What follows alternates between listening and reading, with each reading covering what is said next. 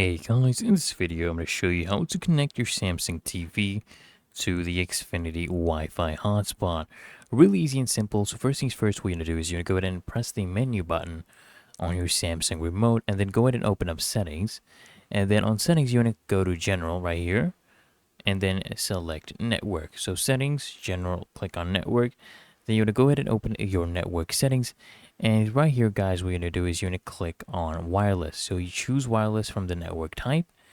And then you want to select your wireless network, which will be your Xfinity Wi-Fi hotspot. Just choose whatever name you had set right there. And then just enter the password for your Wi-Fi network and just click on done. Okay?